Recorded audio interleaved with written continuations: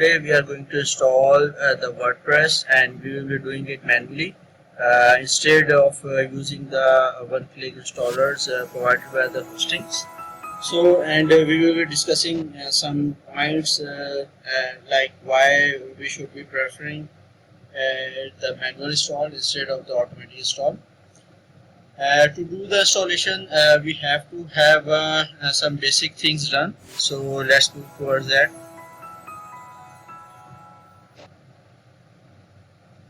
Okay, we have created a simple checklist here, which will ensure that you are not going to forget anything that is required for the installation. For first of all, you have to have a hosting setup there, and then the second thing you will need is the database, and you will have to create it manually, and we will be demonstrating the process as well. The third thing is the FTP user and the FTP client. So this part is actually a bit optional here. Like some hosting providers do provide a very good file manager, so that you can upload the WordPress directly there, and zip file directly there and unzip it there, or else you can use this FTP way. So we will be demonstrating the both ways. The last thing is that you have to have a latest build from the WordPress downloaded, and so that you can have it uploaded to the hosting provider. So moving to the next slide, we will be discussing some of the things that are problem with the automatic installations, and that causes some limitations on the installation regarding some upgrades and compatibility related stuff. So here are the things why you should be installing the WordPress manually, and instead of doing it with the one-click provider. We have outlined few of the things here. We have our reference in the slides as well.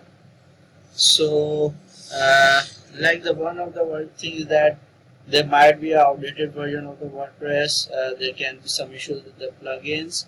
And the other thing is that while the hosting provider do embed some of the plugins that they include in the installation for their management point of view, and that may cause some performance issues as well. And these are mostly the things that are not required by you, but they are embedded by the hosting provider for the management of that installation.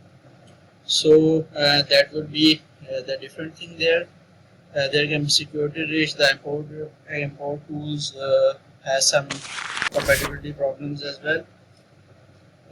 Possible issues you face with the automatic installation is that there can be problem with the upgrading, and most of the database patterns are very formatted or auto-generated, can be can be exploitable to the hacks as well. So for the manual installation, you have all the control in your hand, and you can have a secure database name, users, and password as well. So as we said, like for the auto installations, there can be some of the problems with the additional files and unwanted plugins as well. So this is the reference. If we got these details, it's in the slides, and please do check the details there. So now we are going to start the process, and before we move forward, please if you like our informative video, if you think that we are doing some informative stuff and you are it's helpful to you, and please do like, subscribe our channel. And also we are open to the comments, and please do comment us, and your comment are very useful in getting us moving forward and getting more creative with your content here. And if you want us to do some tutorial on other WordPress related stuff, please do comment us. See you in the video demonstration for the installation. Thank you.